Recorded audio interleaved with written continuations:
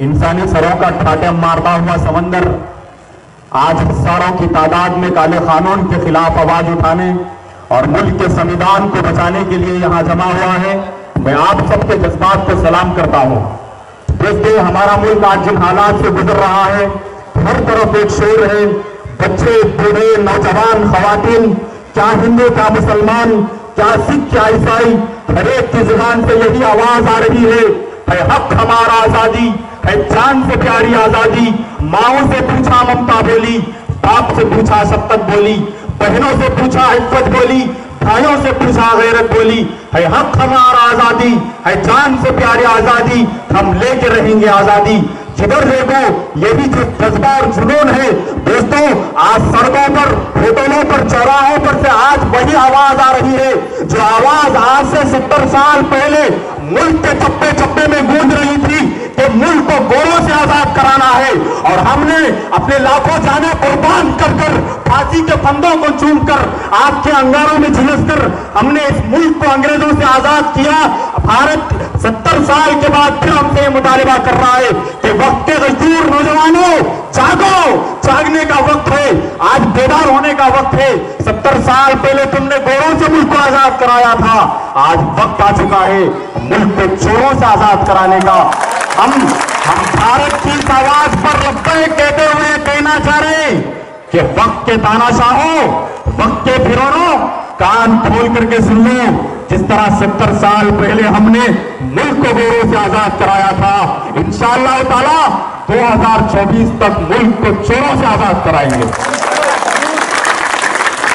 मिल्लत इस्लामिया के मजदूर फर्जंदों, आज सड़कों पर निकलकर हम जो एहतजाज कर रहे हैं, हमारी माएं बहनें मुसलसल 2 महीने से अपने दूध पीते मासूम बच्चों को लेकर सड़कों पर बैठकर वक्त के तानाशाहों और वक्त के फिरौनों से दस्तूरे हिंद की हिफाजत का जो मुतालिबा कर रहे हैं, तो इसकी वजह क्या है? दस्तूरे हिंद आखिर इतना जरूरी क्यों है जिसके लिए हमें मारा जा रहा है, चलाया जा रहा है, फिर भी हम अपने हक की आवाज को बुलंद कर रहे हैं? तो सुनिए दोस्तों, हिंदुस्तान को अगर अमन अमाल के फूलों से सजाना है, अगर हिंदुस्तान को जन्नतनुमा बनाना है, तो हिंदुस्तान के अंदर दस्तूरे हिंद पर अमल करना यह निहायत जरूरी है। इसलिए कि ये वो सूरज है जो मुहिब्बीन वतन के तुलूब से 26 जनवरी 1950 को तुलू हुआ, जिसके साये में हर हिंदुस्तानी आजादी के साथ जिंदगी गुजार सकता है।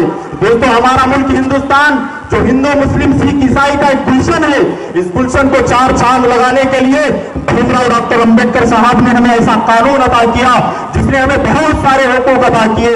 इन्हीं हुकूक में से आर्टिकल 14 और 15 के तहत यह भी लिखा हुआ है कि हिंदुस्तान के अंदर हर हिंदुस्तानी के साथ बराबरी का बर्ताव किया जाए, मजहब के नाम पर किसी को ना बांटा जाए, जान माल मजहब की आजादी दी जाए, अपने अपने मजहब पर अमल करने का मुकम्मल इख्तियार दिया जाए। लेकिन आज ये फिरका परस्त ताकतें, आज ये मुल्क के गद्दार, ये देश के दुश्मन, आस्तीन के साथ मुल्क की बुनियादों को खोखला करने वाले, दस्तूरे हिंद की धज्जियां उड़ाने वाले आज ये सोच रहे हैं कि हिंदुस्तान के अंदर, हिंदुस्तान के इस चमन को उजाड़ कर वीरान कर दे, हिंदुस्तान के अंदर हिंदू मुसलमान को लड़ाकर आपस में फसाद फैलाए। ये बीजेपी वाले और ये ब्रिटिश की बची हुई औलाद आरएसएस वाले जो हाथ की चड्डी पहनकर फिरते हैं, इन लोगों का नजरिया यह है, इन लोगों का नजरिया यह है कि हिंदुस्तान को हिंदू राष्ट्र बना दिया जाए। अरे तुम्हारे जैसे बहुत आए चले गए, सभी का खून शामिल है यहाँ की मिट्टी में, किसी के बाप का हिंदुस्तान थोड़ी है। ऐ देश के गद्दारों, कान खोल करके सुन लो, जब तक इस धरती पर एक कलमा वाला जिंदा रहेगा, अपने मुल्क से मोहब्बत करता रहेगा, अपने संविधान की हिफाजत करता रहेगा, तुम जैसे 56 आएंगे चले जाएंगे, लेकिन भारत कल भी था, भारत आज भी है, भारत आइंदा भी रहेगा और हिंदू मुसलमान से यकता के साथ रहेगा इंशाअल्लाह ताला। दोस्तों, आज ये गौथे की पूजा करने वाले, अंग्रेजों के चूतियों की धूल चाटने वाले आज हमसे शहरियत साबित करने को कह रहे हैं। अरे कान खोल करके सुन लो, वक्त तानाशाहो, सीएए, एनआरसी, एनपीआर को नाफिज कर कर तुम मुसलमानों को मुल्क से बाइकाट करने का जो ख्वाब देख रहे हो, सुनो, जिस तरह सूरज से उसकी रोशनी को छीना नहीं जा सकता, जिस तरह चांद से उसकी नूरानियत को छीना नहीं जा सकता, बिल्कुल इसी तरह मुसलमानों से उनकी शहरियत भी नहीं छीनी जा सकती। कुछ तो बात है, तो बात है कि हस्ती मिट्टी नहीं हमारी, सदियों से रहा दुश्मन दौरे जमा हमारा।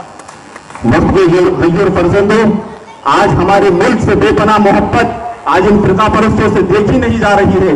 इसलिए काले कानून को लाकर ये लोग चाह रहे हैं, हमें डराना चाह रहे हैं, धमकाना चाह रहे हैं। मैं उनसे साफ तौर पर यह कहना चाहूंगा कि बाबा, डर हमारे खून में ही नहीं है। तुम्हारी धमकियों से हम खौफ खा सकते नहीं, जुल्म के आगे सर अपना झुका सकते नहीं।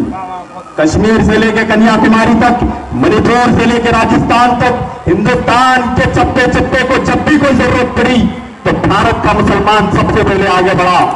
सबसे पहले आगे बढ़ने वाले हम, दुश्मन की आंख से आंख मिलाकर बात करने वाले हम, आज उल्टा आकर हमसे वतन परस्ती का सवाल। वक्त के तानाशाहों को आज के इस जलसे से ये कहना चाह रहा हूं कि तुम लाख कोशिश कर लो हमें तोड़ने की, लेकिन याद रखो हिंदुस्तान के अंदर हिंदू मुस्लिम सिख ईसाई आपस में है भाई भाई। ये हमारे मुल्क की जो शान है, हमारे मुल्क की आन है, ये जान है, ये कभी खत्म होने वाली नहीं है। मैं अपने मुल्क के गयूर फर्जंदों से ये कहना चाह रहा हूं कि दोस्तों, हालात को समझो। मुल्क के हालात बहुत नाजुक चल रहे हैं। ये बीजेपी वाले, आरएसएस वाले ये चाह रहे हैं कि हिंदुस्तान के अंदर हिंदू मुसलमानों को तोड़कर हिंदुस्तान को दुनिया के अंदर जलील और रुस्वा करना ये लोग चाह रहे हैं। दोस्तों, मैं आपसे गुजारिश करना चाह रहा हूं कि वक्त जागने का आ चुका है। जागिए, बेदार होइए और मुल्क के संविधान की हिफाजत करिए, वरना याद रखिए आने वाली नस्ल आपको बेचेगी। हमें मक्तल से बहरे हाल गुजरना होगा, हम नहीं तो किसी और को मरना होगा, और अगली नस्लों को तबाही से बचाने के लिए जो भी करना है इसकी कौम को करना होगा।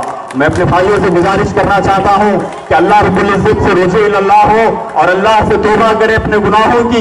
ये हमारे गुनाहों की नौसत है, इसलिए कि अल्लाह के सामने गिड़गिड़ाना ये हमारा फर्ज आइन है। अरे उस अल्लाह के सामने गिड़गिड़ाओ जो अब्राहा के लश्कर को छोटी सी कंकरियों के जरिए नेस्त नाबूद करने पर जो अल्लाह कादिर है, वही अल्लाह हमको इस मुल्क के जुल्म सितम करने वालों से भी नजात दिलाने के लिए काफी है। इसलिए मैं अपने भाइयों से गुजारिश करना चाहता हूं कि अपने अल्लाह को मनाइए और अपने हालात को दुरुस्त करने के लिए तदाबीर इख्तियार कीजिए। जागिए, जागने का वक्त है। मुत्तहिद हो तो बदल डालो निजाम गुलशन, मुंतशिर हो तो शेर मचाते क्यों हो। वाखिर दावाना अनिल हम्दुलिल्लाहि रब्बिल आलमीन।